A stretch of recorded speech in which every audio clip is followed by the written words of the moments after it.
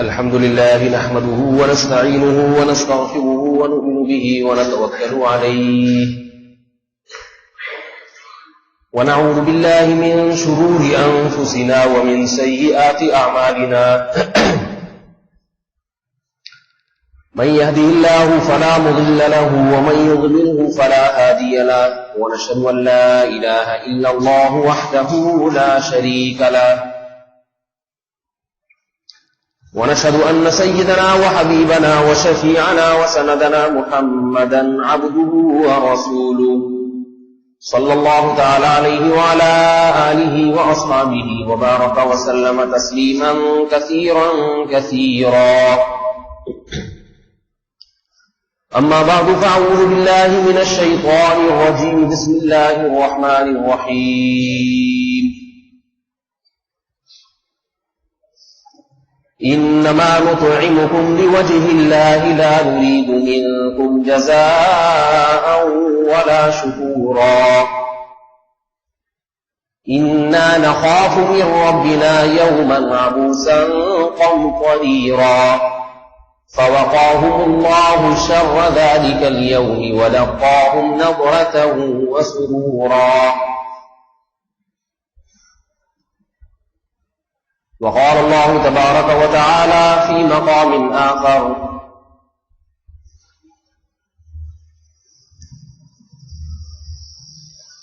فأما من أعطى واتقى وصدق بالحسنى فسنيسره لليسرى وأما من بخل واستغنى وكذب بالحسنى فسنيسره للعسرى.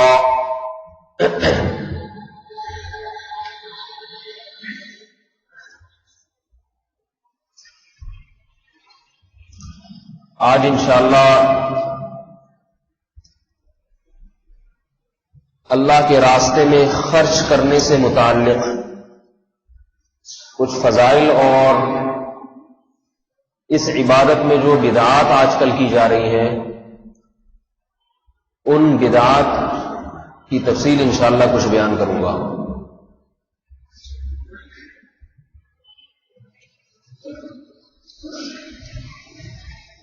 کسی بھی عمل میں اگر انسان رسول اللہ صلی اللہ علیہ وسلم کو کے راستے کو چھوڑ دے تو وہ عمل بظاہر اچھا ہونے کے باوجود ناجائز اور گناہ کا سبب بن جاتا ہے.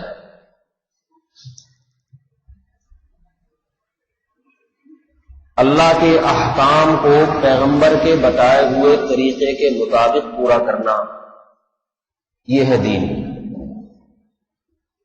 اپنے طریقے سے پورا کرنا، اپنے رسم و رواج کے حساب سے اس کو بجا لانا، اس کو بجاوری نہیں کہا جاتا. مصیبت یہ ہے کہ ہماری قوم نیکی کے راستے پر آتی نہیں ہے اور جب آتی ہے تو اس میں جو اللہ اس کے رسول صلی اللہ علیہ وسلم کا بتایا ہوا طریقہ ہے اس طریقے سے ہٹ جاتی ہے.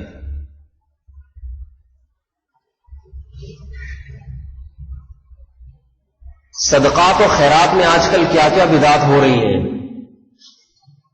یہ بھی ایک بیان کرنے کی چیز ہے اور اس معاملے میں بھی اصلاح کی ضرورت ہے. آپ دیکھیں جگہ جگہ ٹرسٹ کھلے ہوئے، پنجروں میں بکرے بند ہوتے، صدقے کا بکرا، اور دسترخوان لگے ہوئے ہیں، دنیا کھا رہی ہے کھانا.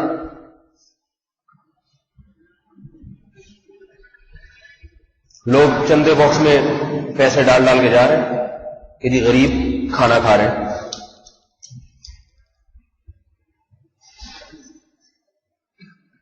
ایک صاحب کا فون آیا کہ ایک زکوٰۃ دینی ہے کسی ایسے شخص کو جو عمرے پر جانے کے لیے لوگوں سے زکوٰۃ جمع کر رہا ہے.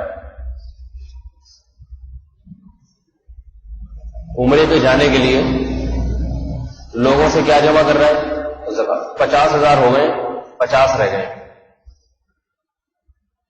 50,000 ہوئے تو لوگوں نے دیے تو ہوئے.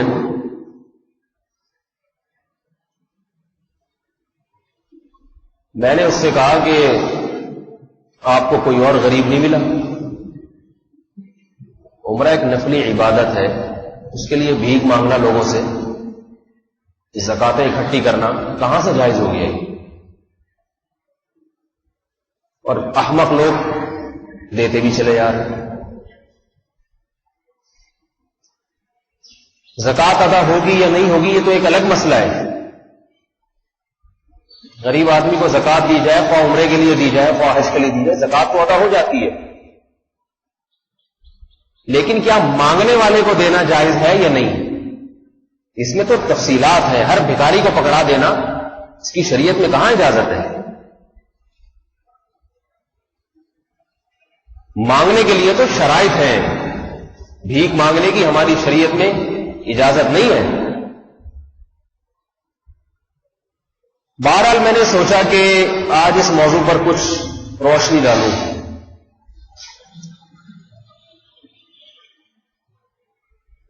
تاکہ لوگ اپنے مال کو صحیح جگہ پہ خرچ کریں، اس کے آداب سے کچھ نہ کچھ واقف ہو۔ سارے احکامات اور ساری تفصیل تو اس بیان میں ممکن نہیں ہے، موٹی موٹی باتیں بیان کروں گا انشاءاللہ۔ پہلی بات تو یہ سمجھ لینی چاہیے کہ مسلمان بخیل نہیں ہوتا، بخیل نہیں ہوتا، کنجوس نہیں ہوتا۔ اگر کسی مسلمان کی جیب سے اللہ کے لیے پیسہ نہیں نکلتا، سارے پیسے کھا جاتا ہے، یہ اپنے بیوی بچوں کو ہی ختم کر دیتا ہے، اور قوم کے غریب طبقے کے لیے، مساکین، بیوگان، یتیم، جہاد، مدارس، مساجد کے لیے اس کے پاس پیسے نہیں ہیں یا نہیں خرچ کرتا،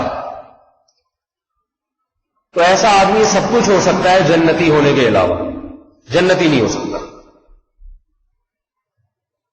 جنتی ہونے کے لیے جو اہم ترین شرط ہے وہ یہ کہ بخل سے پاک ہو، کنجوسی نہ ہو مزاج میں۔ احادیث صحیحہ سے بھی یہ بات ثابت ہے، اور قرآن میں تو بہت ہی زیادہ اسے واضح کیا گیا ہے۔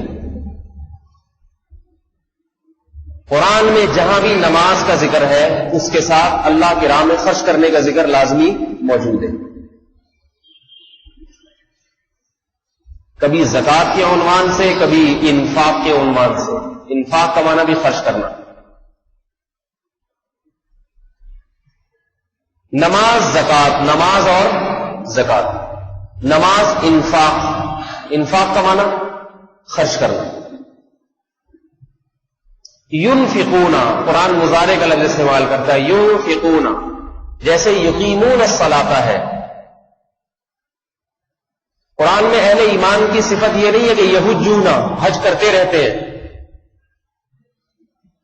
جہاں حج کا ذکر آیا، وَلِلَّهِ عَلَى النَّاسِ حِجُّ الْبَيْتِ، لوگوں پر لازم ہے کہ بیت اللہ کا حج کرے، اسے ایک دفعہ کر لیا فرض ادا ہو گیا۔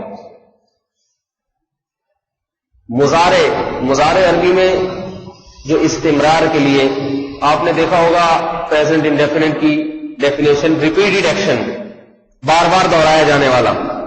آئی گو، میں جاتا ہوں، کام ہے میرا جانا۔ آئی ٹیک فوڈ، یہ جو بھی کھاتا رہتا ہوں، عادت ہے۔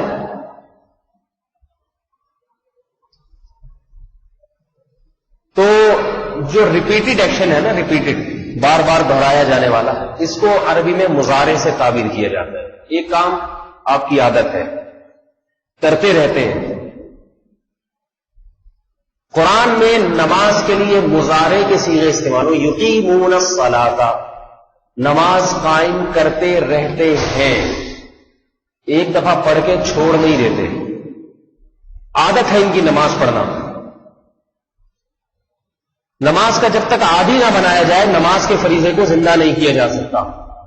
لت پڑ جانی چاہیے، عادت پڑ جانی چاہیے۔ سوئے ہیں رات کو تو صبح فجر میں اٹھنے کی روزانہ فکر، فجر پڑھ کے دفتر گئے ہیں تو روزانہ ظہر کا خیال کہ ظہر کی نماز، آپ دیکھیں نمازی آدمی کہیں بھی جاتا ہے، سب سے پہلے وہاں جانے کے بعد نماز کی ٹائمنگ پوچھتے ہیں، بھائی یہاں مسجد میں جماعت کتنے بجے؟ بے نمازی کو اس سے کوئی غرض نہیں ہوتی، کہتا ہے اگر وقت پہ مل گئی چلے جائیں گے، نہیں ملی تو کون سی ایسی بات ہے، جہاں اتنی چھوٹتی ہے وہاں ایک اور چھوٹ جائے گی۔ نمازی ایسا نہیں کرتا، نمازی جہاں جائے گا سب سے پہلے بیٹھنے سے پہلے ٹائم پوچھے گا، بھائی یہاں مسجد میں نماز کتنے بجے، اور اگر آپ نہیں پوچھ رہے تو اس کا مطلب ہے آپ نمازی نہیں ہیں، یہ پوچھنا پڑے گا آپ کو۔ اس لیے نماز کے لیے لفظ استعمال ہوا یقیمون الصلاۃ، نماز پڑھتے رہتے ہیں، عادت ہے، اور آپ نمازیوں کو دیکھ لیں واقعی عادت ہے ان کی، تھکتے نہیں ہیں، نہ عید پہ چھٹی، نہ بقرعید پہ چھٹی، نہ شادی پہ چھٹی، نہ سفر میں چھٹی، نہ جہاد میں چھٹی، نہ غم میں چھٹی۔ کبھی نمازی کے دیکھا کہ گھر میں کوئی میت ہوئی ہو تو اس نے کہا چلو آج میں عصر کی نماز گول کر دیتا ہوں، آج کافی مصروفیت ہے۔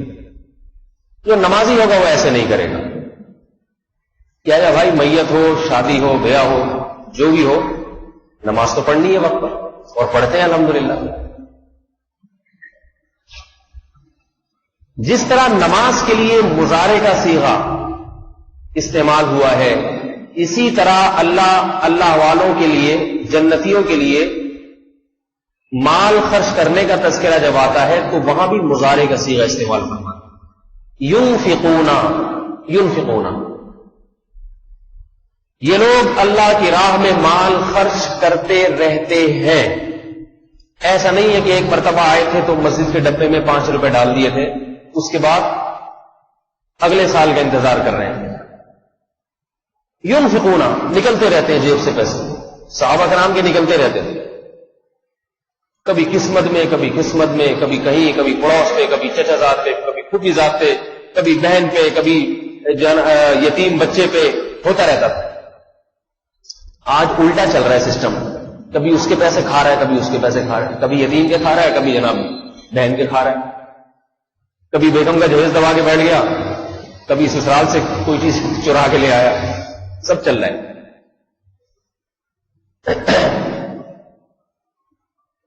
چوری کرتے رہتے ہیں، لوگوں کو چونا لگاتے رہتے ہیں۔ دکاندار جب دکان پہ بیٹھتا ہے نا تاجر، تو وہ ٹھگتا رہتا ہے سارا دن۔ پہلے زمانے میں بھی چوریاں ہوا کرتی تھی، لیکن ایسے کہ کوئی بہت بڑا کوئی موقع ملا، چلو جی جھوٹ بول کے ایک دفعہ اپنا مال بیچ دیا، اس پہ پھر ساری زندگی پچھتاتے رہتے تھے، ہائے یہ میں نے حرام شامل کر لیا، ہائے یہ کیا ہو گیا۔ اور آج ایسا ہوتا ہے دکاندار صبح سے جو جھوٹ بولنا شروع ہوتا ہے، یہ مجھے صدر کے جو دکاندار ہیں خود بتاتے ہیں، جو دیندار ہیں، دیندار داڑھی والے نمازی، وہ بتاتے ہیں کہ صبح سے جو جھوٹ بولنا شروع ہوتے ہیں، دکان بند کرتے وقت تک مسلسل جھوٹ ہی بولتے رہتے ہیں۔ جیسے اللہ فرماتے ہیں نا کہ ایمان والے اللہ کی راہ میں مال خرچ کرتے رہتے ہیں، تو یہ لوگوں سے مال بٹورتے رہتے ہیں جھوٹ بول بول کے سارا دن۔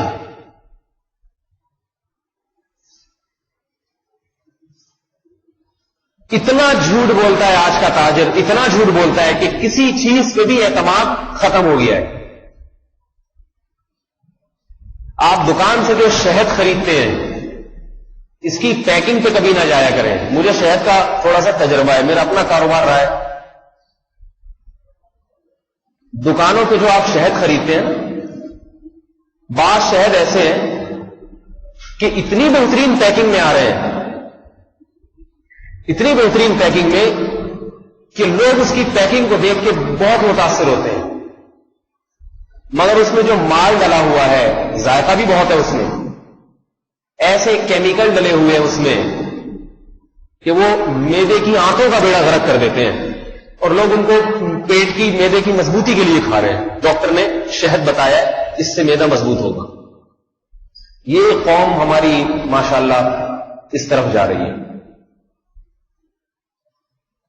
دکاندار کو اس سے غرض نہیں ہوتی، آپ کسی دکاندار کے پاس جا کے شہد رکھوائیں یا کوئی بھی مصنوعات رکھوائیں، اس سے غرض نہیں ہوگی۔ وہ یہ نہیں کہے گا حضرت یہ خالص ہے یا نہیں ہے، وہ یہ کہے گا کہ دکان یہ یعنی میرا گاہک یہ خریدے گا یا نہیں خریدے گا، بکے گا یا نہیں بکے گا مجھ سے، ہاں، اور مجھے اس میں کیا بچے گا، مجھے اگر اس شہد میں اتنا بچ رہا ہے، اس میں اگر اس سے زیادہ بچت ہوگی تو رکھے، چاہے یہ چینی کا شربت ہو یا شربت بزوری ہو یا عرق گلاب ہو یہ بھی غنیمت ہے. اگر کوئی ارغ گلاب بیچ رہا ہے شہد کے نام پہ چینی ملا کے, چینی کا شیرہ بھی اگر بیچ رہا ہے نا شہد کے نام پہ, ایماندار آدمی ہے, جو چینی کھلا رہا ہے نا, کوئی نقصان دہ چیز تو نہیں کھلا رہا. یہ بھی میں سمجھتا ہوں ایماندار ہے جو شہد کے نام پہ چینی کا شیرہ بیچ رہا ہے, لیکن کم وقت کیمیکل ملا کے بیچتے ہیں اس میں, جو آپ کے گلے اور آنتوں کا بیڑا غرق کر دیتا ہے. یہ ہو رہا ہے ہمارے ملک میں. بہرحال ایک الگ موضوع ہے. لیکن اللہ رب العزت کیا فرماتے, ایمان والے اللہ کی راہ میں مال خرچ کرتے رہتے ہیں. سمجھ میں آ رہی ہے بات؟ انما نطعمکم لوجہ اللہ, فرماتے ہیں مساکین کو کھانا کھلاتے رہتے ہیں. اور کیا کہتے ہیں, ہم تمہیں کیوں کھلاتے ہیں؟ اللہ کو راضی کرنے کے لیے. لا نريد منکم جزاء ولا شکورا, ہم تم سے اس کا بدلہ نہیں مانگتے اور اس کا شکریہ نہیں مانگتے. وَيُطْعِمُونَ الطَّعَامَ, فرمائیے کھانا کھلاتے رہتے ہیں. کھانے کا ذکر قرآن اس لیے کرتا ہے کہ کھانا انسان کی تمام ضرورتوں میں سب سے اہم ترین ضرورت ہے. پیٹ میں اگر روٹی نہ ہو تو تعلیم اور باقی جتنے بھی مزدوری بھی نہیں کر سکتا. پیٹ کی روٹی کی فکر سب سے پہلے. فرمائے یہ لوگ اہل ایمان مسکینوں کو وَيُطْعِمُونَ الطَّعَامَ عَلَىٰ حُبِّهِ مِسْكِينًا وَيَتِيمًا وَأَسِيرًا, مسکینوں کو کھلاتے ہیں, یتیموں کو کھلاتے ہیں اور قیدیوں کو کھلاتے ہیں. اور کیا کہتے ہیں, انما نطعمکم لوجہ اللہ, ہم تمہیں اس لیے کھلاتے ہیں, ہمیں تمہیں کھلانے کی عادت اس لیے پڑ چکی ہے کہ ہم اللہ کو راضی کرنا چاہتے ہیں اور اس کا تم سے بدلہ نہیں مانگتے. انا نخاف من ربنا یوما عبوسا قمطریرا, آج ہم تمہاری حاجت پوری کریں گے تو کل اللہ قیامت کے دن میدان حشر میں ہماری حاجت پوری کرے گا اور ہمیں اس دن کے عذاب سے بچائے گا. آج ہم تمہیں اس دنیا کے عذاب سے بچائیں گے, بھوک کے عذاب سے, کل ہمارا رب قیامت کے دن ہمیں بھوک کے عذاب سے بچائے گا اور ہماری کوئی غرض نہیں ہے تمہیں کھلانے سے. خیر یہ ایک الگ موضوع ہے کہ شریعت میں اللہ کی راہ میں خرچ کرنے کی کیا فضائل ہیں. میں بھی اس پہ روشنی ڈالوں گا انشاءاللہ کہ آج شیطان صدقات و خیرات کی عبادت کو کیسے برباد کر رہا ہے. مسلمان کی جیب سے اول تو پیسہ نکلتا نہیں. اگر 1000 روپے کوئی مسجد میں ڈالنے ہوں یا کسی غریب پہ خرچ کرنے ہو تو بہت زیادہ, وہی 1000 روپے کا ایزی لوڈ کروانا ہو اپنے میں یا کسی اور کے موبائل میں, بہت سستا, 1000 کا ہی تو ہے, ایسے 2 منٹ ایسے کھو جاتا ہے.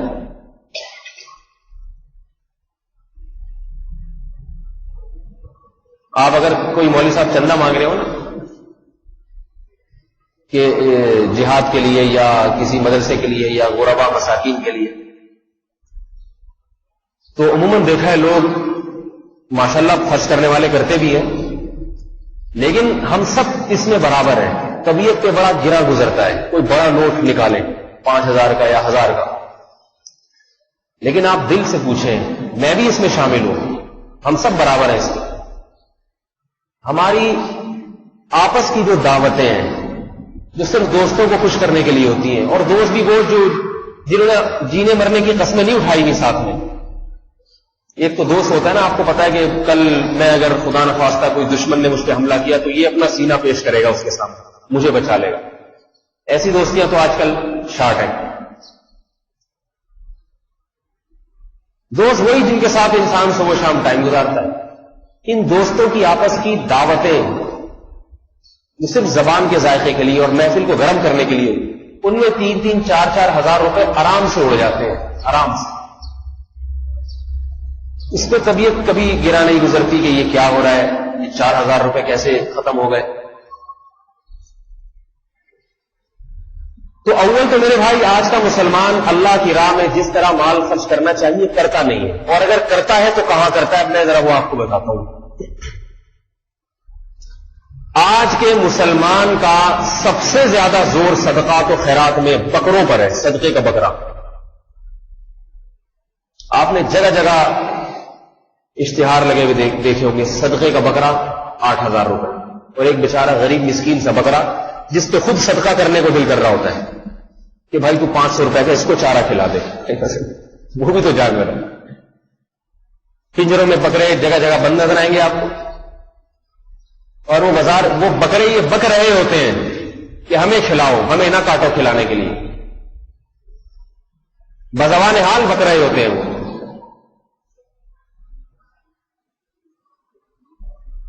اسلام میں یہ خوب یاد رکھیے، صدقے کے بکرے کا کوئی تصور نہیں ہے۔ تھوڑی سی آپ کہیں گے یہ مولوی صاحب ہر دفعہ کوئی نئی چیز مارکیٹ میں لاتے ہیں۔ اگر نئی چیز لا رہے ہیں آپ کو نہیں لگ رہی ہے یہ پرانی یہی ہے، یہ نئی، یہ جو صدقے کے بکرے ہیں نا یہ اب آئے ہیں، اسلاف میں اس کا کوئی ثبوت نہیں تھا۔ خلفائے راشدین کی سیرت میں کبھی پڑھا کسی ایک صحابی نے بکرے کو اللہ کے نام پہ صدقہ کیا ہو؟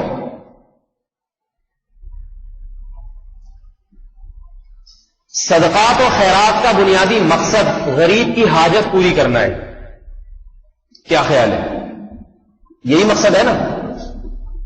قرآن کہہ رہا ہے انما نطعمکم لوجہ اللہ، ہم تمہیں اس لیے کھلاتے ہیں اللہ کو راضی کرنے کے لیے، آج ہم تمہاری حاجت پوری کریں گے، کل اللہ ہماری حاجت پوری کرے گا۔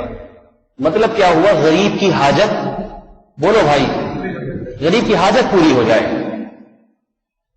مجھے ایک بات بتائیے، حاجت پیسوں سے زیادہ پوری ہوتی ہے یا بکرے سے پوری ہوتی ہے؟ آپ کسی غریب کو 8,000 کا بکرا پکڑا دیں یا 8,000 کیش پکڑائیں، اختیار دے دیں کہ چاہو تو یہ بکرا لے لو، چاہو تو 8,000 کڑک 1,000 کے 8 نوٹ لے لو، تو وہ بتائیے کس کو ترجیح دے گا؟ کہے گا بھائی بکرے کا میں کیا کروں گا، غریب آدمی ہوں، مجھے بڑا گوشت مل جائے بہت ہے، چھوٹا گوشت ڈیفنس سوسائٹی میں نہیں لوگ کھا رہے، اتنا مہنگا ہو گیا ہے، اور آپ یتیموں کو چھوٹا گوشت کھلا رہے ہیں۔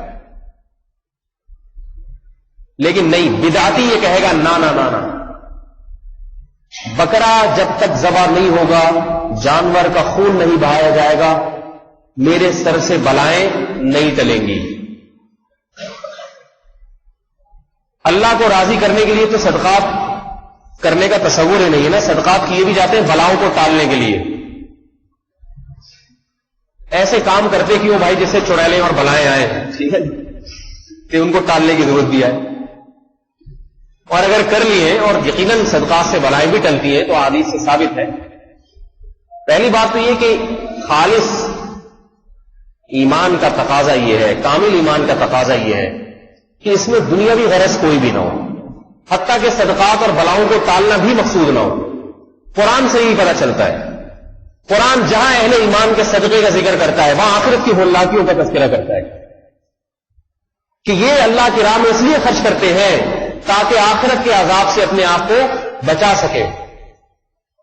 یہ دنیا کی بلائیں آخرت کے مقابلے میں کچھ بھی نہیں ہے، ان کے ٹالنے کی فکر ہوتی ہے، اور آخرت میں اپنے آپ کو عذاب سے بچانے کی، گناہوں کی معافی کی فکر نہیں ہوتی۔ لیکن چلیے اگر آپ کی نیت آخرت نہیں ہے، دنیا میں بلائیں ہی ٹالنا مقصد ہے، تو یاد رکھو بکروں سے بلائیں نہیں ٹلتی، اور بلائیں آئیں گی۔ بکرے کی بددعائیں لگ گئی اگر، وہ بکرا بھی تو آخر اللہ کی مخلوق ہے نا، وہ کہے گا اے اللہ یہ غریب کو پیسے دے سکتا تھا، یہ ان 8,000 روپے میں بڑا گوشت اس سے دگنی مقدار میں خرید کے بانٹ سکتا تھا، یہ ان 8,000 میں غریب کے گھر آٹا ڈلوا سکتا تھا جو 2-3 مہینے چل جاتا، اور اس نے ایک بکرا کاٹ کے غریب کو 2 دن تو کھلا دیا اور 28 دنوں کا انتظام نہیں کیا۔ ایسی بدعت کے لیے اللہ جس نے مجھے بھیٹ چڑھایا، ایسی بدعت کی بھیٹ مجھے چڑھایا، تو کیا معلوم وہ بکرا آپ کو کیا کیا بددعائیں دے۔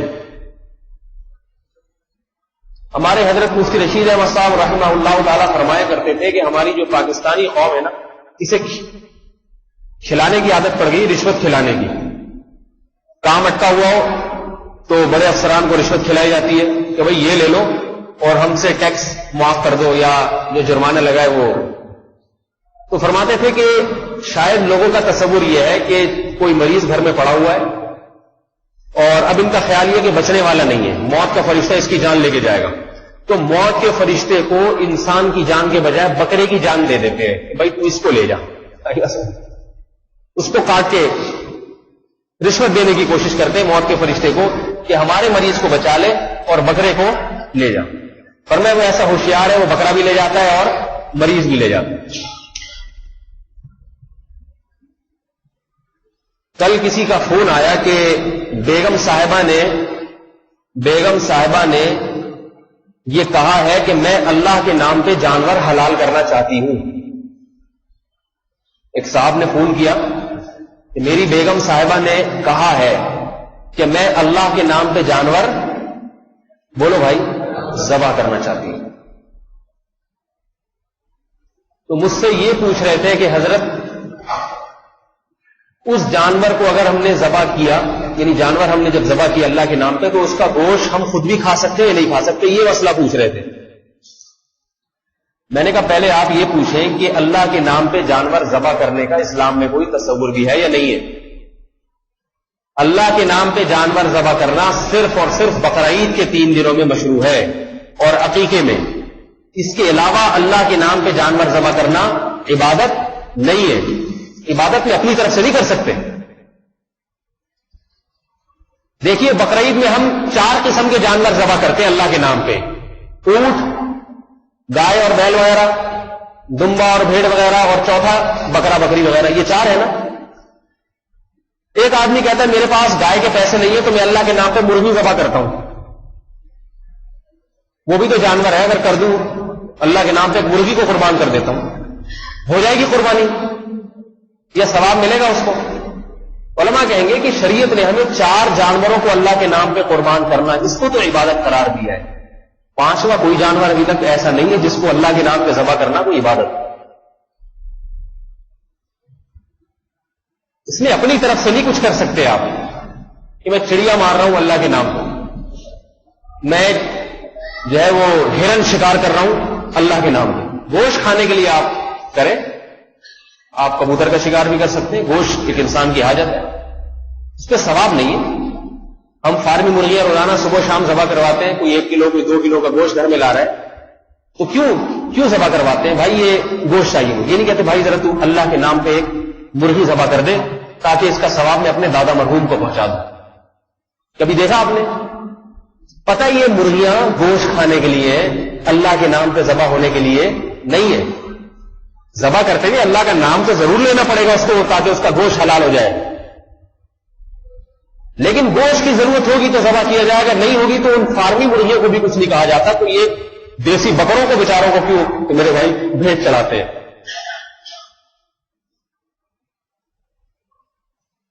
یہ وبا اتنی زیادہ پھیلتی چلی جا رہی ہے، اس کے ایک نقصان تو بدعت ہونے کا جو مستقل گناہ ہے، اس کے علاوہ بہت سارے نقصانات ہیں.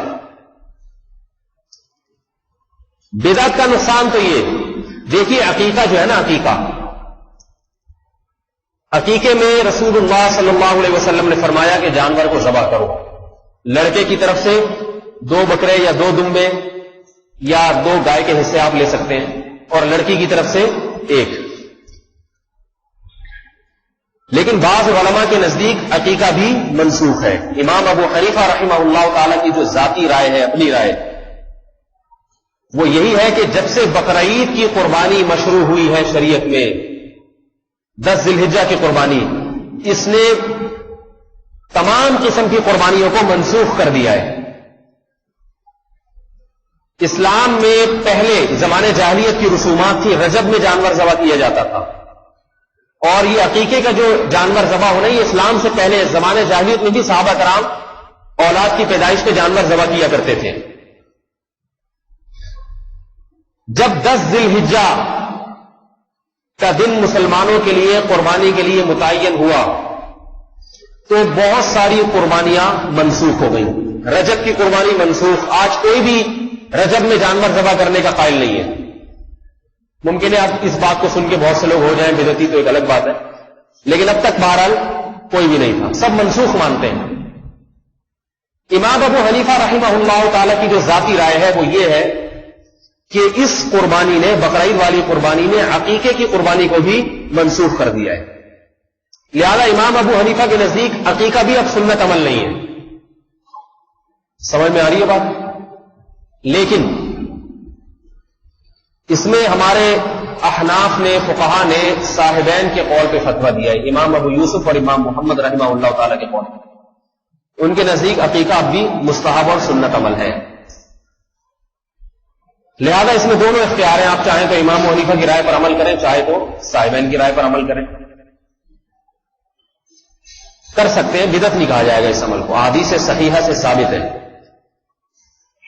لیکن بس عقیقہ اور بقرعید کی قربانی، اس کے علاوہ جانور ذبح کرنا بذات خود کوئی عبادت نہیں ہے۔ اور یہ بھی یاد رکھیے، ہمارے ہاں جو بکروں کو ذبح کیا جاتا ہے اس میں کچھ ہندو عقیدے کا تصور بھی ہے۔ ہندوؤں کے ہاں جانوروں کو بھیج چڑھایا جاتا ہے، وہ خون وون ان کا بنیادوں میں گرایا جاتا ہے، تو ہمارے ہاں بھی کچھ اسی قسم کا تصور ہے۔ کہ اسٹاک ایکسچینج میں مارکیٹیں، پرانا دور تھا ہمارے بچپن کا دور، تو آپ کو یاد ہوگا ایک دفعہ اسٹاک مارکیٹیں بہت زیادہ گر گئی تھی، لوگوں کا دیوالیہ نکل گیا تھا، کروڑوں کروڑوں روپے لوگوں کے ڈوب گئے، اور لوگ جو بروکر ایجنٹ تھے وہ ملک چھوڑ کے بھاگ گئے تھے۔ اس وقت ایک صاحب نے مجھے بتایا، جو وہاں جاب کرتے تھے، انہوں نے بتایا کہ اب اسٹاک ایکسچینج میں ملازمت کرنے والے لوگ اتنے بے چین، اتنے مضطرب ہو گئے کہ اب ویلیو شیئرز کی کیسے بڑھائی جائے، اس کے تمام حربے اختیار کر لیے۔ اب بکروں پہ بات آ چکی ہے، اسباب سارے اختیار کر لیے۔ مشرکین مکہ جب پہلے اسباب سارے اختیار کرتے تھے نا، سمندر میں جاتے تھے اور طوفان آنے لگتا تو پہلے اپنے معبودوں کو پکارتے، لیکن دیکھ لیتے نا اب کوئی مدد نہیں کر رہا تو بکروں کو وہ بھی نہیں لاتے تھے بیچ میں، وہ بھی پھر بلاخر سارے مل کے دعوا اللہ مخلصین لہ الدین، اللہ سے دعائیں مانگتے تھے کہ اب اللہ سے دعائیں ہی مدد کر سکتی، دعاؤں سے ہی کام بن سکتا ہے، اس کے علاوہ کسی اور ذریعے سے کام نہیں بن سکتا۔ لیکن آج معاملہ اس کے برعکس ہے، آج آخر میں بھی دعاؤں پر نہیں آتا، بکروں پہ آ جاتا ہے۔ اسٹاک مارکیٹیں جب گری ہے تو اب جناب اسٹاک ایکسچینج کی جو جس میں اتنا بہترین فرش ہے، آپ نے تو دیکھا ہی ہوگا، ایسا بہترین اس کی ٹائلیں لگی ہوئی ہیں، بکروں کا وہاں کوئی یعنی کچھ سمجھ میں نہیں آتا کہ ان ٹائلوں پہ بکروں کو لا کے کھڑا کیا جائے۔ لیکن جہاں زیادہ بولیاں لگتی تھیں، شیئرز کی خرید و فروخت جس مارکیٹ میں ہوتے تھے، وہاں درجنوں بکرے لائے گئے، ان کو اس جگہ پہ گھماتے تھے اور ذبح کرتے چلے جاتے تھے، گھما رہے تاکہ یہاں سے پتہ چلے یہ کس مارکیٹ کو اٹھانے کے لیے یہ بکرے ذبح کیے جا رہے ہیں، ادھر ادھر ایسا نہ ہو کہ کسی اور کے کیبل میں چلے جائے اور اس کے بارے میں آرے ہو جائیں۔ یہ والی مارکیٹ ہے جہاں سودے ہوتے، جہاں جوا اور سٹا کھیلا جاتا ہے، یہاں بکروں کو گھمایا جائے گا، 7 چکر ایک بکرے کو لگائے گئے، اس کے بعد ذبح کیا گیا، دوسرا بکرا ذبح کیا، خون بھی وہیں گر رہا ہے ان کا۔ ساری ہندوانہ باتیں جو ہندوؤں سے آئے، بنیادوں میں بعض دفعہ جانوروں کا خون ڈالا جاتا ہے۔ یاد رکھیے کہ اس عمل سے ثواب نہیں ملے گا، اگرچہ آپ غریب کو بکرے کا گوشت کھلا بھی کیوں نہ دیں، گوشت تو حلال رہے گا کیونکہ اللہ کے نام پہ جانور ذبح کیا ہے، گوشت حرام نہیں ہو جائے گا، لیکن اس سے آپ کو صدقے کا ثواب نہیں ملے گا۔ شریعت کی بتائی ہوئی تعلیمات پر عمل نہیں کیا۔ فقہائے کرام یہاں تک لکھتے ہیں کہ اگر کوئی شخص نظر مان لے، منت مان لے کہ میرا فلاں کام ہو گیا تو میں اللہ کے نام پہ ایک بکرا ذبح کروں گا، سمجھ میں آ رہی ہے بات؟ تمام فقہ کی کتابوں میں لکھا ہے، آپ نے منت مان لی کہ اللہ اگر میرا فلاں کام ہو گیا تو ایک گائے ذبح کروں گا یا ایک بکرا ذبح کروں گا، تو بھی کام ہو گیا، آپ پر بکرا ذبح کرنا ضروری نہیں ہے۔ یہ منت اس طرح سے منعقد ہوتی نہیں ہے، اور فقہاء اس کی دلیل یہی لکھتے ہیں کہ جانور ذبح کرنا بقرعید کے علاوہ عبادت نہیں ہے، اور نظر عبادت کی منعقد ہوا کرتی ہے، لہذا آپ پر لازم ہوگا کہ آپ بکرے کی قیمت صدقہ کر دیں اگر نظر پوری ہو گئی ہے۔ تو ایک بدعت تو میرے بھائی یہ ہے، آئندہ سے اس سے اجتناب کریں گے نہیں کریں گے؟ آئندہ جب غریب کی مدد کا خیال آئے، اور آنا چاہیے، تو چپکے سے پہلا طریقہ تو یہ کہ کچھ نوٹ پکڑا دیں سیدھے ہاتھ سے کہ بائیں ہاتھ کو پتہ نہ چلے، اس کی جیب میں ڈال دیں، یہ لے بھائی جا شاباش۔ اور اگر کھانا ہی کھلانا ہے، بعض دفعہ انسان کو کھانا کھلانے میں آسانی ہوتی ہے، بعض دفعہ کھانا اس لیے بھی انسان چاہتا ہے کہ کھانا پہ میں زیادہ زور لگاؤں، اس کی وجہ یہ ہوتی ہے کہ بعض غریب اس قسم کے ہوتے ہیں، لالچی قسم کے، اگر آپ نے پیسے پکڑا دیے وہ کم بہت روٹی نہیں کھائے گا، وہ سگریٹ پی لے گا، جا کے چائے پیے گا، 50 روپے دیے, 50 روپے کی دودھ پتی پی جائے گا وہ سارا دن بیٹھ, سگریٹ پی جائے گا. تو انسان چاہتا ہے کہ اس پہ میں رحم کروں, اس کا پیٹ بھرے, اس میں کوئی طاقت آئے, تو اس کو ہوٹل پہ لے جا کے بٹھا دیا, ہاں بھائی یہ کھانا تیرے سامنے, یہ کھا, پیسے میں کاؤنٹر پہ دوں گا. اس لیے کھانا کھلانا میں بھی کوئی حرج نہیں, بلکہ ثواب ہے. راشن ڈلوا دینا کسی کے گھر میں بہت اچھی بات ہے, یہ کام کرنے چاہیے. آئندہ سے بکروں کو چھوڑ دیں, صحیح ہے نا. بکروں کے صدقہ کرنے کا ایک بہت بڑا نقصان یہ بھی ہے. قرآن مجید میں اللہ نے دعویٰ فرمایا انا کل شیء خلقناہ بقدر, فرمایا ہم نے ہر چیز کو ایک اندازے سے پیدا کیا. لامحدود دنیا میں کوئی چیز نہیں. آسمان سے پانی ایک اندازے سے برستا ہے, رزق ایک اندازے سے تقسیم ہوتا ہے, بکرے بھی ایک اندازے سے پیدا ہوتے ہیں.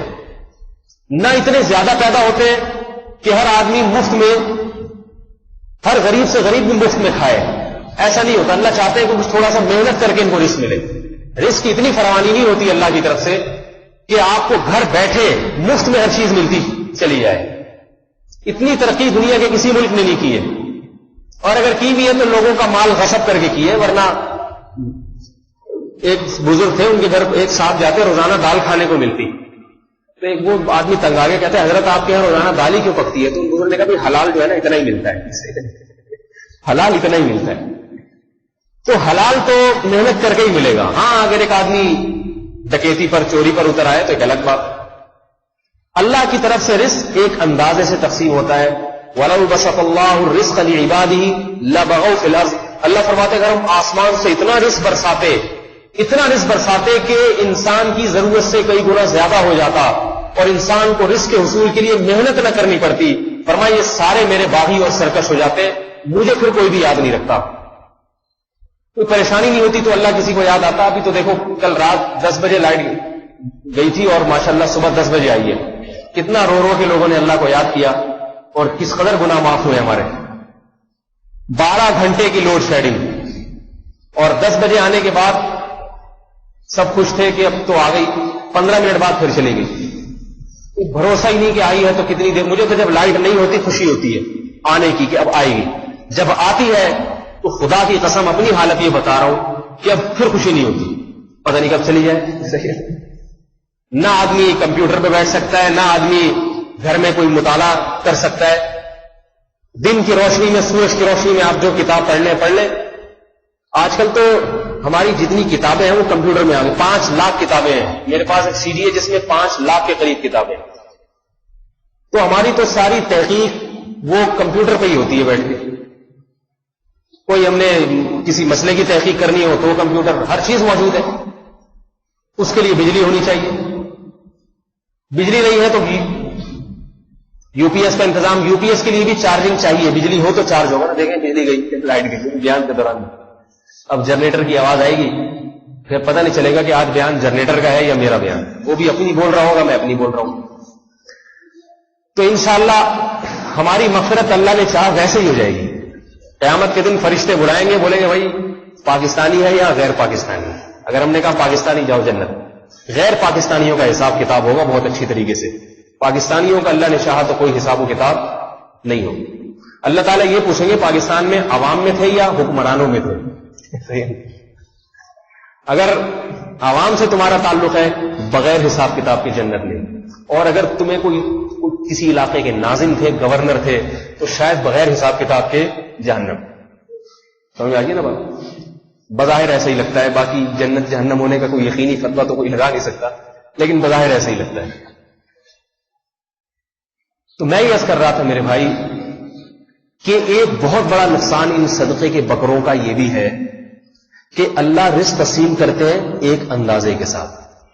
جانور کی پیدائش بھی ایک اندازے سے ہوتی ہے کہ اتنے ہوں جن میں بقرعید کے لیے اتنے جانور مل جائیں ان کو, اور روز کھانے کے لیے اتنے مل جائیں. اب ہوتا یہ ہے کہ اب اگر آپ صدقے کے نام پہ بکرے پورے سال ذبح کرتے رہے تو چھوٹے گوشت کی قیمت غیر معمولی طور پہ بڑھ جائے گی, جیسے کہ بڑھ گئی ہے.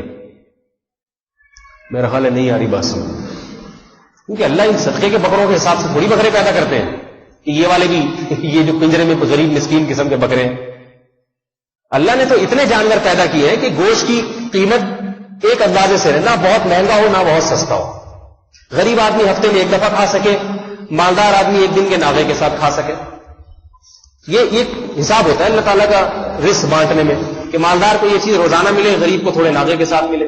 جو بہت ہی غریب ہے وہ صرف دال پہ گزارا کرے. اب نوبت اگر یہ آنے لگی کہ ایک آدمی 50,000 کما رہا ہے، وہ بھی بیچارہ چھوٹے گوشت کو ترس جائے پورے مہینے، تو یہ جو ترس رہا ہے نا، مالدار آدمی کو بھی چھوٹا گوشت نہیں مل رہا، تو یہ ترسنا اللہ کی وجہ سے نہیں، اللہ تو بکرے پیدا کرتے چلے جا رہے ہیں. یہ صدقے کے بکروں کا عذاب اور وبال ہے کہ مالدار بھی بیچارہ چھوٹا گوشت کھانے سے پہلے 100 دفعہ سوچتا ہے. اور آپ کو معلوم ہے بڑے گوشت میں کتنی بیماریاں ہیں. بڑا گوشت کھانے کے لیے محنت بھی پھر ایسے ہی ہونی چاہیے.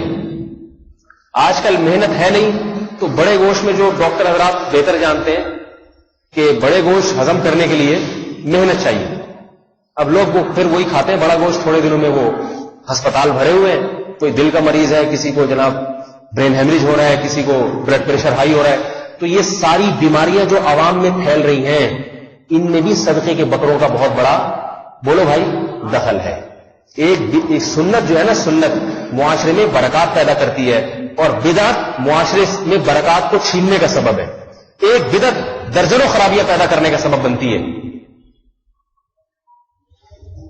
اگر یہ صدقے کے بکرے نہ ہوتے، پورے سال لاکھوں کی تعداد میں بکرے ذبح ہوتے ہیں صدقے کے، لاکھ بھی کم کا، کروڑوں کی تعداد میں، تو بتاؤ بقرعید میں بھی جانور ہمیں سستا ملتا. کیا خیال ہے؟ ابھی تو بقرعید میں آپ بکرا اگر خریدنے چلے گئے نا، بکرا ہاتھ لگانے کے پیسے لے لیتا ہے وہ، اتنا مہنگا ہو گیا. سنا ہے کہ اب قسطوں پہ بھی یہ کاروبار شروع ہونے والا ہے، انسٹالمنٹ پہ آپ کو بکرا ملے گا. تو یہ وبال کیوں آیا؟ ان صدقے کے بکروں کی وجہ سے. چھوڑ دیں گے تو بکرے کی قیمتیں کم ہو جائیں گی، خود بخود چھوٹا گوشت ملے گا لوگوں کو. یہ شکر ہے فارمی مرغیوں کا صدقہ نہیں کیا جاتا، ورنہ ایک چیز سستی مل رہی ہے وہ بھی مہنگی ہو جائے گی.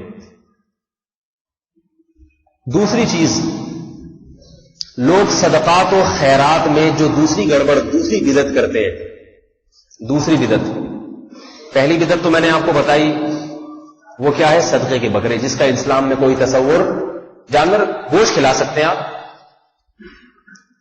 کسی بھی طریقے سے کھلا سکتے ہیں، خرید کے سستا پڑ رہا ہے خرید کے کھلا دیں، اور پیسے، بہترین چیز تو پیسے دینا ہے. دوسری چیز، لوگ صدقات و خیرات میں جو گڑبڑ کرتے ہیں، وہ یہ گڑبڑ کرتے ہیں کہ ہر بھیکاری کو مستحق سمجھتے ہیں. سمجھ میں آ رہی ہے بات؟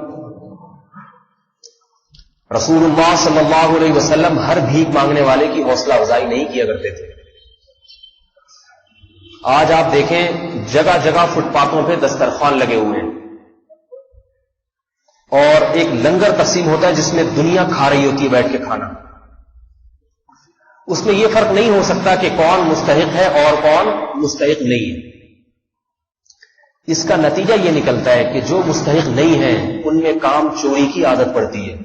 ملک آپ کا پہلے ہی تنزل کی طرف جا رہا ہے، محنت نہیں ہے. اب مفت میں اگر ایک آدمی کو گھر بیٹھے کھانا ملنا شروع ہو جائے گا، اسے پتا ہے کہ وہاں لنگر تقسیم ہو رہا ہے، مجھے پیٹ بھر کے اچھی طرح سے 2 ٹائم وہاں مرغے مل جائیں گے، وہ کیسے محنت کرے گا؟ رسد اور طلب کا ایک قانون ہے، اکنامکس پڑھنے والے طلبہ جانتے ہوں گے. جس چیز کی طلب ہوتی ہے، جس چیز کی طلب زیادہ ہوتی ہے، اس کی ویلیو بڑھتی ہے. اگر آپ مفت میں لوگوں کی وہ طلب پوری کرنا شروع کر دیں تو اس کی ویلیو خود بخود کم ہو جائے گی. کھانا انسان کی ایسی بنیادی ضرورت ہے کہ اگر مفت میں آپ دسترخوان لگانا شروع کر دیں اور ہر ایک کو کھلانا شروع کر دیں تو ہماری قوم میں سوائے سستی اور کاہلی اور بے روزگاری کے اضافے کی اور کسی چیز کا اضافہ نہیں ہوگا. رسول اللہ صلی اللہ علیہ وسلم کی خدمت میں ایک صحابی حاضر ہوئے اور آپ صلی اللہ علیہ وسلم سے سوال کیا. آپ صلی اللہ علیہ وسلم نے فرمایا کہ جاؤ حدیث کا مفہوم بتا رہا ہوں. کوئی تمہارے گھر میں کوئی بھی چیز ہو, کوئی بھی چیز ہو, کوئی برتن ہو, کوئی بھی ایسی چیز ہو جسے بیچا جا سکے, فروخت کیا جا سکے, وہ لے آؤ. صحابی گئے اور ایک پیالہ لے کر آئے. پیالہ, اس پیالے کے علاوہ گھر میں کچھ بھی نہیں تھا. سمجھ میں آ رہی ہے بات؟ آپ علیہ السلام کا مقصد تھا پہلے یہ پیالہ بیچ کے اپنی ضرورت پوری کرو. یہ بھی نہیں ہے تو پھر ٹھیک ہے. آپ صلی اللہ علیہ وسلم نے بولی لگائی, کون ہے جو اس پیالے کو خریدے گا؟ ایک صحابی نے کہا میں 1 درہم میں خریدتا ہوں. آپ صلی اللہ علیہ وسلم نے فرمایا کون ہے جو 1 درہم سے زیادہ میں خریدے گا؟ ایک صحابی نے فرمایا میں 2 درہم میں خریدتا ہوں. 2 کے بعد مزید بولیاں لگنا بند ہو گئی. آپ صلی اللہ علیہ وسلم نے وہ پیالہ 2 درہم میں فروخت کر کے ان صحابی کو پکڑا دیا. اب دیکھیے صحابی کو تو خیال آنا چاہیے کہ میں تو ایک پیالے سے بھی لیا, میں تو آیا تھا مانگنے کے لیے, روٹی کے لیے, اور گھر میں ایک پیالہ پڑا ہوا تھا وہ بھی بکوا دیا. کیوں بکوایا؟ مستقل آمدن کا انتظام کیا جا رہا ہے, مستقل. ایسا نہیں کہ ایک دفعہ کھلا کے بس جاؤ, اب کل کسی اور سے بھیک مانگنا, پرسوں ابو بکر کے دروازے پہ جانا, ترسوں عمر کے دروازے پہ جانا, اور پھر فلاں کے دروازے پہ جانا, بھیک مانگتے رہنا ساری زندگی. یہ آپ صلی اللہ علیہ وسلم کی تعلیم نہیں ہے. 2 درہم میں بکوایا اور 2 درہم ان صحابی کو پکڑائے. ہم اور آپ ہوتے تو 1 درہم اپنے پاس رکھتے مشورے کے, صحیح ہے نا, اور 1 اس کو دیتی. ٹھیک ہے نا, مشورہ آج کل پیسوں کے بغیر نہیں ہوتا. ہماری اور آپ کی ذہنیت کچھ تھوڑی تھوڑی یہودیوں والی ہے کہ ہر چیز پہ پیسہ ملنا چاہیے. کاروبار کا مشورہ تو اس پہ بھی پیسے. بہرحال آپ صلی اللہ علیہ وسلم نے وہ 2 درہم ان صحابی کو دیے اور فرمایا جاؤ اس سے کلہاڑی اور دستہ خرید کے لاؤ. وہ صحابی گئے اور 2 درہم میں کلہاڑی اور دستہ خرید کے لائے. آپ صلی اللہ علیہ وسلم نے وہ دستہ, کلہاڑی کی جو درانتی کہتے ہیں, کیا کہتے ہیں, اس میں اپنے دستے مبارک سے لگایا اور فرمایا جاؤ جنگل سے لکڑیاں کاٹو اور ان کو بیچو. سمجھ میں آ رہی ہے بات؟ آج ہم کسی غریب کو ایسا مشورہ دیتے ہیں, ہر ہٹا کٹا بھیکاری جھوٹا 99.99% یہ بھیکاری کذاب اور دجال ہے. یاد رکھیں یہ میں مشاہدہ اور تجربہ کر کے کہہ رہا ہوں, ہوائی بات نہیں کر رہا سب, اور یہ سب پہ الزام بھی نہیں لگا رہا. 0.001% صحیح بھی ہوتے ہیں, بلکہ جتنے صفر چاہیں آپ لگا لیں, بہت ہی تھوڑے صحیح ہوتے ہیں ان میں. ایسے ایسے بھکاری میں نے دیکھے, کتنا روتے ہیں آپ کے سامنے کھڑے ہو کر. آدمی حیران ہوتا ہے یہ جھوٹ موٹ اتنا رو کیسے, نہ پیاز ہے اس کے پاس, نہ گلیسرین ہے جو آنکھوں میں لگائے, رو کیسے رہے کم وقت. ابھی میں وقت نہیں ہے ورنہ میں اپنے واقعات سناتا کہ میں ان بھکاریوں کے گھر تک پہنچا ہوں. کتنے کتنے بھکاری جن کو میں سمجھا یہ تو واقعی مستحق ہے. تفتیش کرتے کرتے, اور تفتیش سے میری نیت یہ تھی کہ اگر یہ مستحق ہے تو 10-20 روپے سے اس کی ضرورت پوری نہیں ہوگی. مجھے چاہیے اس کا گھر جا کے دیکھوں اور دیکھوں واقعی یہ مستحق ہے تو میں اس کے لیے کوئی مناسب روزگار کا انتظام کروں. موقع ملا تو میں عوام سے چندے کی اپیل کروں کہ بھائی یہ بیچارہ غریب مسکین ہے, اس کو ایک ٹھیلا لگوا دو, اس کو دکان کھول کے دے دو, چندہ کرو, اور پھر وہ وہاں بیٹھا نظر آئے, ہمیں کچھ محنت کرتا ہوا نظر آئے, ہمارا بھی دل خوش ہو, چلو ایک مسلمان کے روزگار کا ہم نے انتظام کر دیا. کم بہت ایک بھی ایسا نہیں نظر آیا جو اس کام پہ آمادہ ہوا. وہ کہتا ہے کہ نہیں, آج اس طرح سے پیسے ملے کل بھی اسی طرح سے ملنے چاہیے مجھے. اول تو مستحق غربت ہوتی نہیں ہے. تو اللہ کے نبی صلی اللہ علیہ وسلم نے کیا فرمایا, 2 درہم ہے, جاؤ اس سے کلہاڑی خریدو اور جنگل سے لکڑیاں کاٹ کے بیچو. لکڑی تو ہر ایک کاٹ سکتا ہے. وہ صحابی گئے, لکڑیاں کاٹتے رہے اور بیچتے رہے. شام کو جب آئے ہیں تو 4 درہم کما چکے تھے. کتنے؟ 4. آپ صلی اللہ علیہ وسلم نے فرمائی ان 2 درہم سے گھر کی ضرورت پوری کرو, آٹے دال کا بیوی بچوں کے لیے انتظام کرو. اور ابھی مجھے پوری حدیث یاد نہیں ہے, باقی 2 درہم شاید اسی میں لگوایا آپ صلی اللہ علیہ وسلم نے. بہرحال اس حدیث سے کیا پتہ چلتا ہے؟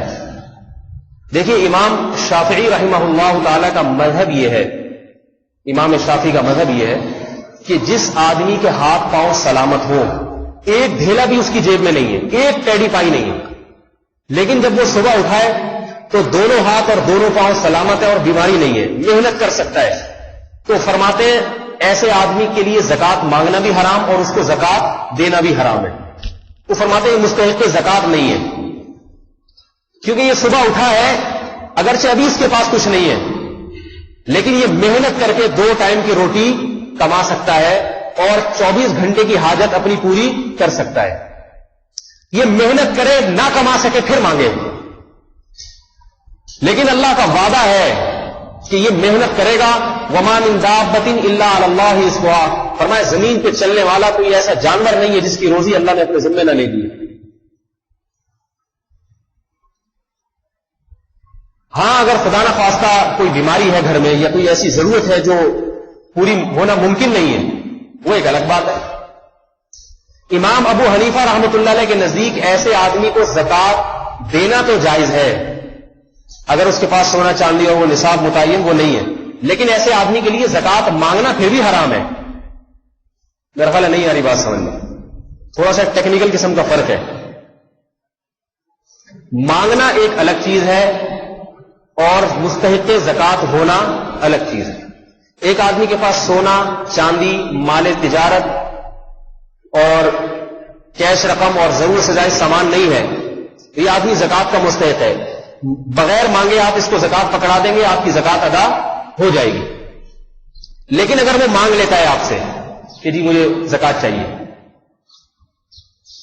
حالانکہ آپ کو پتا ہے کہ اس کو 2 وقت کی روٹی پیٹ بھر کے بولو بھائی مل رہی ہے، اور اس کے گھر میں کوئی ایسی بیماری نہیں ہے جس کے علاج کے اس کے پاس پیسے نہ ہو، ایسا بھی نہیں ہے، 2 وقت پیٹ بھر کے روٹی مل رہی ہے. زکات مانگ رہا ہے بچوں کی اسکول کی فیسوں کے لیے، زکات مانگ رہا ہے عمرہ کرنے کے لیے، زکات مانگ رہا ہے صبح کباب اور پراٹھے کھانے کے لیے، زکات مانگ رہا ہے مکھن کا ڈبہ خریدنے کے لیے. بات سمجھ رہے بھائی؟ میرا خیال نہیں آ رہی سمجھ میں. زکات مانگ رہا ہے عید کے کپڑے سلوانے کے لیے، ایسے کپڑے ہیں، مانگ رہا ہے عید کے کپڑے سلوانے. زکات مانگ رہا ہے بچوں کی چپل خریدنے کے لیے. سمجھ آ رہی ہے بات؟ ایسے آدمی کو زکات دینا جائز بولو بھائی نہیں ہے. نہیں مانگتا دے دیتے زکات جائز تھی آپ کے لیے دینا. مانگ لیا تو جس کے لیے مانگنا حرام اس کو دینا بھی حرام، کیونکہ اس سے اس کے مانگنے کی حوصلہ افزائی ہوگی. دے دیا تو مانگتا ہی رہے گا. ایک غریب متاثر سوات میں سے بیچارہ میرے پاس آیا، میرے پاس کچھ صدقے کی رقم پڑی تھی، لوگ بعض دفعہ دیتے ہیں، مجھے وہ صحیح لگا. میں نے کہا مجھے اپنا گھر دکھاؤ. میں چلا گیا، گھر میں پنکھا نہیں اور جناب دیکھا بیچارے کے نہ بیٹھنے کے لیے کرسی ہے، کچھ بھی نہیں ہے. بوڑھی ماں. میں نے تقریباً 15 سے 20 ہزار روپے دے دیے کہ پنکھے ونکھے تو لگاؤ. بعد میں دیکھا کہ اب تک پنکھا نہیں لگا ہے گھر میں. آئی بات سمجھ میں؟ اور وہ پیسے پتہ نہیں کہاں کھائے جا رہے ہیں. اتنی شدید گرمی میں بغیر پنکھے کے بیٹھے ہوئے پیسے جمع کیے جا رہے ہیں، مگر یہ توفیق نہیں ملتی کہ اتنی شدید گرمی میں یا تو ممکن ہے میرے آنے سے پہلے پنکھے چھپا کے کہیں رکھ دی ہو، یہ بھی ہوتا ہے. اور ایک دفعہ دے کے میں ایسا پھنسا کہ وہ آدمی جسے کہتے ہیں نا کمبل ہو جانا، کمبل ہو گیا. صبح سے شام مجھے خیال ہوا کہ اگر میں اس کو نہ دیتا تو شاید کچھ محنت کر لیتا ہی. آج طبیعتوں میں لالچ اتنی ہے کہ اگر آپ کسی کی مدد کر دیں، تعاون کر دیں، تو وہ تھوڑا بہت جو محنت کا عنصر تھا نا وہ بھی ختم ہو جاتا ہے. میں آپ کو تعاون سے روکتا نہیں ہوں، تعاون تو کرنا پڑے گا غربا اور مساکین کے ساتھ. اللہ کے نبی نے فرمایا وہ شخص مومن نہیں ہے جو خود پیٹ بھر کے کھانا کھائے اور اس کا پڑوسی بھوکا سوئے. میں بھکاریوں کے ساتھ تعاون کی بات کر رہا ہوں کہ بھکاریوں کے ساتھ تعاون جب تک تفتیش نہ ہو جائے اس وقت تک ان کے ساتھ تعاون نہیں کرنا چاہیے. ہمارے قدیم فقہاء نے ایک مسئلہ لکھا ہے کہ بھکاری کو دیکھ کے اگر آپ کو اندازہ ہو جائے اس کے حلیے سے کہ یہ واقعی مستحق ہے تو اس کو دیا جا سکتا ہے. یہ کتابوں میں لکھا ہے. ممکن ہے کوئی مولوی صاحب یہ حوالہ پیش کریں کہ بھئی یہ تو لکھا ہوا ہے کہ ظاہری حلیے سے اگر لگ رہا ہے مستحق تو اس کو دے دینا چاہیے. ممکن ہے کوئی مولوی صاحب میری بات کا جواب دیں اور کہیں کہ یہ مولوی صاحب نے غلط مسئلہ بتایا ہے.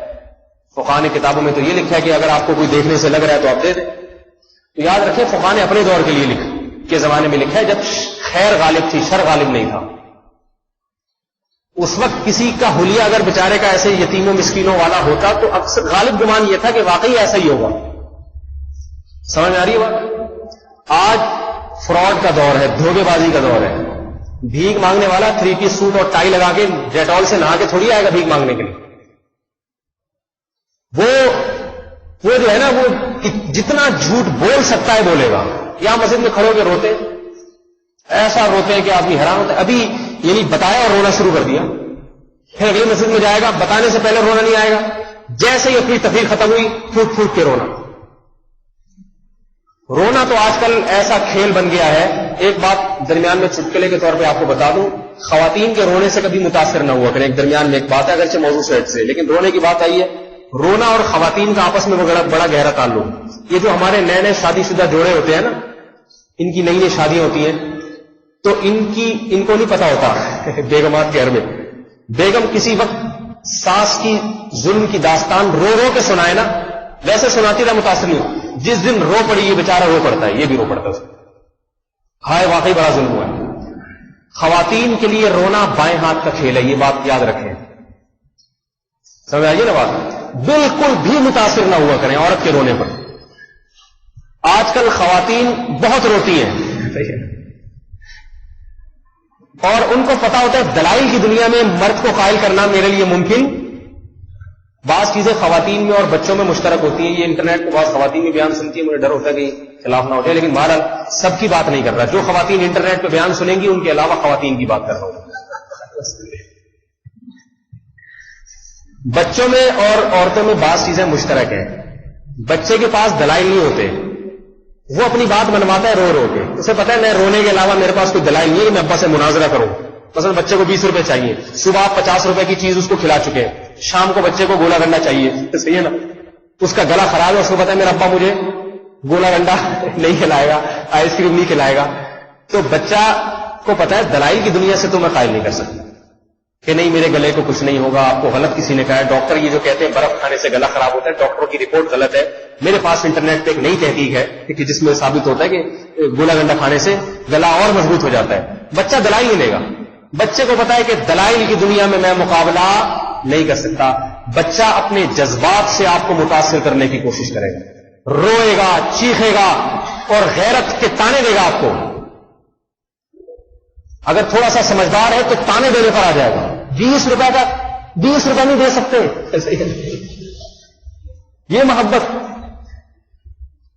خواتین کا انداز بالکل یہی ہوتا ہے. آدمی اپنی بیوی کے سارے حقوق پورے کر رہا ہوگا. بعض حقوق ایسے اس کو پتا ہے کہ اگر یہ میں نے پورے کیے تو نقصان ہوگا. ایک صاحب کی بیگم صاحبہ موبائل کا استعمال بہت کرتی تھی, تو وہ اپنے بیگم کو سمجھاتے, بیگم یہ موبائل کا استعمال مجھے زیادہ پسند, جب بھی آؤ SMS پہ لگی ہوتی. تو مجھے خود بتا رہے ہیں, کہہ رہے بیگم صاحبہ دلیل یہ دیتی کہ کیا مجھ پہ شک کرتے ہو, میں خدا نخواستہ کوئی ایسے خاندان سے میرا تعلق ہے میں کسی لڑکوں سے باتیں کروں. کہہ رہے وہ اتنی مضبوط لہجے میں بولتی کہ میں خود اپنے آپ میں شرمندہ ہو جاتا کہ واقعی اچھی بڑی لڑکی ہے, میں اس پہ بیوی ہے, میری بچوں کی ماں ہے, میں شک کر رہا ہوں.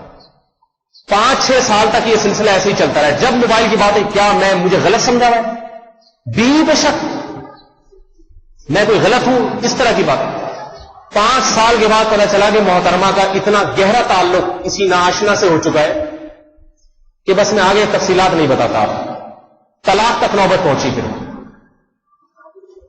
تو میرے بھائی خواتین کو جب کوئی بات سمجھائیں, پہلے تو دیکھیں کہ واقعی اس میں مجھے کمپرومائز کرنا چاہیے یا نہیں کرنا چاہیے. بیجا سختی بلا وجہ کی یہ تو مناسب نہیں. لیکن اگر آپ سمجھ رہے ہیں کہ یہ موبائل میرے گھر کی ضرورت نہیں ہے, میری بیگم انٹرنیٹ پہ اگر بیٹھے تو یہ میری ضرورت نہیں ہے. مرد کو بیٹھنا پڑتا ہے کاروباری سلسلوں میں, کوئی عالم ہے تو اس کو دین کی اشاعت کے سلسلے میں. اور کیوں بیٹھ رہی ہے بھائی؟ اگر اپنے ماں باپ سے اس نے بیرون ملک بات چیت کرنی ہے تو مرد کہے ٹھیک ہے ٹائم بتا دو, اتنے بج کے اتنے منٹ پہ میں تمہیں آن لائن اپنے سامنے کروا دوں, یہ اماں سے بات کر لینا میرے سامنے. باقی کیوں بیٹھ رہی ہے نیٹ؟ لیکن اگر آپ گھروں میں بیگمات کو جا کے بولیں بیگم انٹرنیٹ گھر سے نکال دو, طوفان آ جائے گا, مجھ پہ شک کیا جا رہا ہے, میں کوئی غلط ہوں, میں کہ لڑکوں سے چیٹنگ کروں گی, میں جناب کیا فلمیں دیکھوں گی اس میں, تو ایسی وہ مارتی ہے نا کہ آدمی وہ کہتا ہے یار میں خام ایک اچھی بڑی عورت پہ شک کروں. بات یہ شک کی نہیں ہے, بات یہ کہ اس کی ضرورت نہیں ہے. جس چیز کی ضرورت نہیں ہے اس میں کیوں انسان اپنے آپ کو گناہوں کی طرف دھکیلے؟ میں کتنے ایسے صالح نوجوان جانتا ہوں جنہوں نے انٹرنیٹ گھر میں استعمال کیا ضرورت سے، اور ایسا بہکے ایسی بےہودگی میں مبتلا ہوئے کہ پھر انہیں دوبارہ توبہ کی توفیق نہیں ملی۔ مرد بگڑ جاتے اچھے۔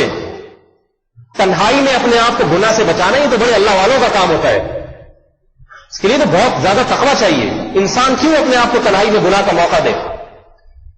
خواتین پھر روتی ہیں، چیختی ہیں، پیٹتی ہیں۔ ایک دفعہ قاضی شریح رحمۃ اللہ علیہ بہت بڑے قاضی تھے، ان کی عدالت میں ایک عورت آئی روتے ہوئے، بہت رو رہی تھی کہ میرے شوہر نے بڑا ظلم کیا، میرے شوہر نے یہ کر دیا، یہ کر دیا۔ تو ایک بزرگ بیٹھے ہوئے تھے، ان کو بڑا ترس آیا اس عورت پہ۔ انہوں نے قاضی شریح سے کہا کہ حضرت یہ بڑی مظلوم عورت لگتی ہے، اس کے شوہر کو بلا کے سزا دی جائے، واقعی بڑا ظالم ہوگا جو اتنا رو رہی ہے۔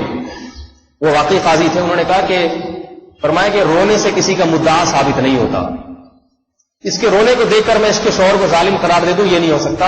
اور کہنے لگے کہ یوسف علیہ السلام کے بیٹے اپنے بھائی کو کنویں میں پھینک کے روتے ہوئے آئے تھے ابا کے سامنے، ایک تو کنویں میں پھینکا خود ہے، اور رونا تو یوسف کو چاہیے، یوسف رو نہیں رہا، وہ صبر کر رہا ہے کنویں میں بیٹھ کے، اور جنہوں نے پھینکا وہ روتے ہوئے آ رہے۔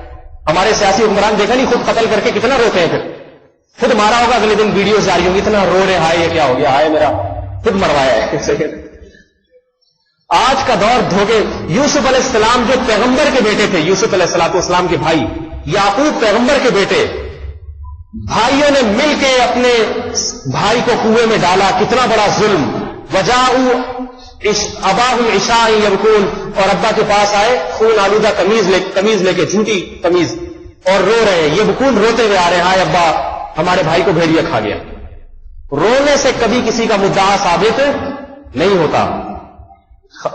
عورتوں کی جب شادی ہوتی ہے نا تو ابا کے پاس جا کے سسرال کے جو ظلم و ستم کی داستانیں سناتی ہیں، میری ساس ایسی، میرا شوہر ایسا، روتی ہے تو باپ کا دل بڑا پگھل جاتا ہے، وہ خام میں داماد کے خلاف چھڑا لے کے پہنچ جاتا ہے۔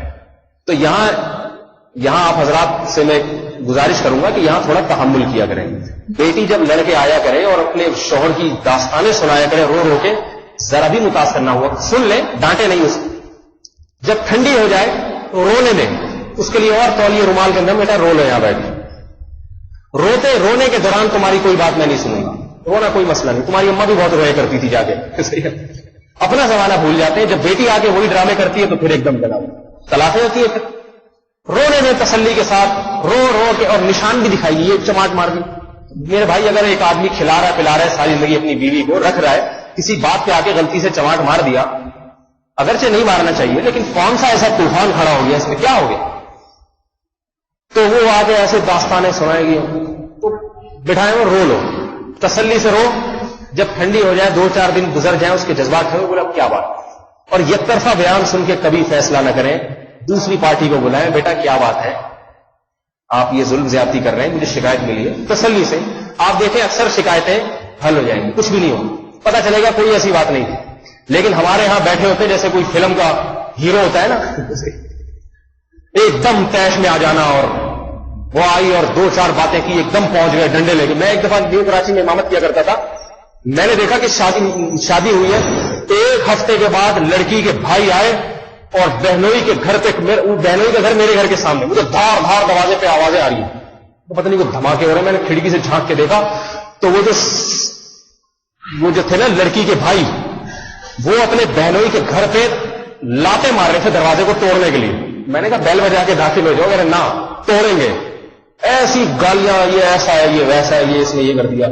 تو پھر میری عدالت میں مقدمہ آیا، میں نے کہا اللہ کے بندو، تم نے سامنے والی پارٹی کا بیان بھی سنا ہے، اس کو بٹھا کے پوچھا بھی ہے کہ ہوا کیا ہے، ایسے ہی جا کے جناب وہ لاتے مارنا شروع کر دی۔ تو خیر بھکاریوں کے بھی بات کر رہا تھا، بھکاری اگر رو کے زمین پہ لیٹ جائے، ذرا بھی دل کو نرم کرنے کی ضرورت، بولو بھائی، اس سے یہ پوچھا کریں کہ بھائی کیا مسئلہ کیا ہے، وہ کہ ہائے میری بچی، 5 بچے ہوں گے نا، ایک کو کینسر ہوگا، ایک کو، اتنی بیماری ایک گھر میں اکٹھی آ ہی نہیں سکتی ہے، آئیے سن، ایک کو کینسر، ایک کو ٹائیفائڈ، ایک کو پتہ نہیں نمونیا، ایک کو پیلیا، جتنی بیماریاں ہیں اس ساری، اس سے پوچھو کہ بھائی تجھے نمونیا کی ڈیفینیشن آتی ہے، پیلیا کسے کہتے ہیں، اکثر کو یہی نہیں پتا ہوگا۔ بچی کو کہہ رہے ٹائیفائڈ ہوا ہے، لیکن اس کو یہ نہیں پتا ہوگا کہ ٹائیفائڈ کھانسنے کا نام ہے یا کوڑے پھنسیوں کا نام ہے یا بخار کا نام، یہیں سے پکڑا جائے گا۔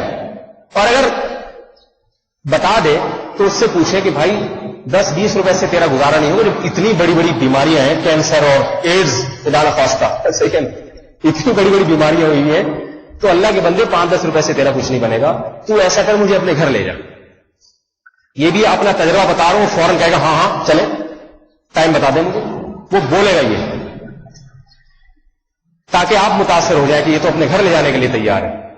پہلے گھر کا ایڈریس پہلے ہی پوچھ لیں تاکہ لے کے اسی گھر میں جائے، ورنہ بعض دفعہ ہوتا یہ کہ شروع میں ایڈریس کس اور بتاتا ہے، جب اس کو پتا چلتا ہے لے کے بھی جانا ہے کہیں اور لے کے جا رہا ہوگا، بنارس لے جائے گا، کٹھی پہاڑی سے لے جائے گا، اس کو پتا ہے کٹھی پہاڑی سے گزرے گا تو نہیں، وہیں آگے رک جائے گا، تو وہ ایڈریس بتائے گا کٹھی پہاڑی کے بعد کا، سمجھ آ رہی ہے نا، کہے گا کٹھی پہاڑی کے بعد ہے تاکہ آپ وہیں ڈھیر ہو جائیں۔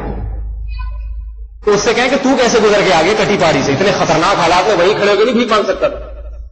خیر تحقیق کریں، اس کے گھر کا ایڈریس پوچھیں اور بتائیں کہ ٹھیک ہے مجھے اپنے گھر لے جاؤ، ٹیکسی کا کرایہ میں دے دوں گا۔ سمجھ آ رہی ہے نا بات؟ آپ اس کے گھر جائیں، بیٹھیں، انٹرویو لیں، تو آپ کو خود پتا چل جائے گا کہ 2 نمبر آ رہے ہیں۔ سمجھ آ رہی ہے؟ سارے بھائی اسی دھندے پہ نکلے ہوئے ہوں گے۔ ایک بات سنا کے اپنا بیان ختم کرتا ہوں۔ ایک خاتون تھی، ایک آدمی تھا، اس کے 4 بیٹے۔ کسی نے پوچھا آپ کے چاروں بیٹے کیا کرتے ہیں؟ کہا پہلا بیٹا MBBS ہے، دوسرا اس نے کمپیوٹر میں ڈپلوما کیا ہوا ہے، تیسرا جناب بہت بڑا تاجر ہے، اور چوتھا بھی کچھ بتایا کہ اس کا اپنا گاڑیوں کا شو روم ہے۔ نہیں، ہاں 5 بیٹے تھے، 5واں کیا کرتا ہے؟ 5واں چور ہے۔ 5واں کیا ہے؟ چور ہے۔ اس نے کہا کہ تم اپنے اس 5ویں بیٹے کو گھر سے نکال نہیں دیتے؟ اس نے کہا کیسے نکالوں، کماتا یہی ہے، کما کے تو صرف یہی لے کر آتا ہے۔ تو آج کل یاد رکھو، کمانے والے صرف یہ بھیکاری ہی ہے، یہ ذہن میں رکھیے بات۔ آج اگر کوئی کما رہا ہے نا، غربت اور مہنگائی سے جس کی صحت پہ کوئی اثر نہیں پڑتا، وہ صرف اور صرف بیکاری ہے۔ تو خدا کے لیے مانگنے والے بیکاریوں کی کچھ تحقیق کیا کریں تاکہ مستحقین تک مال پہنچے اور غیر مستحقین کو مال نہ ملے۔ تو یہ 2 بدعات میں نے بتائی ہیں، انشاءاللہ اور مزید بدعات بتاؤں گا۔ ایک صدقے کا بکرا، اس کو چھوڑ دیں۔ ایک مانگنے والوں کو دینے سے پہلے تحقیق کر لیا کریں کہ یہ مستحق بھی ہے یا نہیں ہے۔ اگر ایسے ہی دیتے رہیں گے، قوم میں بے روزگاری بڑھے گی اور آپ کا مال غلط جگہوں پہ جائے گا، ثواب کے بجائے آپ کو نقصان ہوگا۔ بھیک دیں گے، کل وہ دوبارہ بھیک مانگے گا۔ بھیک مانگنا اتنا بڑا جرم ہے، اللہ کے نبی نے فرمایا بھیکاری کے چہرے پہ قیامت کے دن گوشت نہیں ہوگا، کیونکہ اس نے چہرے کو لوگوں کے سامنے ذلیل کیا۔ اللہ اس کی یہ ذلت قیامت کے دن دنیا کو دکھا دیں گے، دیکھو یہ ہے ذلیل چہرہ۔ بغیر گوشت کے چہرہ کیسا ہوتا ہے، یہ دکھا دیں گے اللہ تعالیٰ۔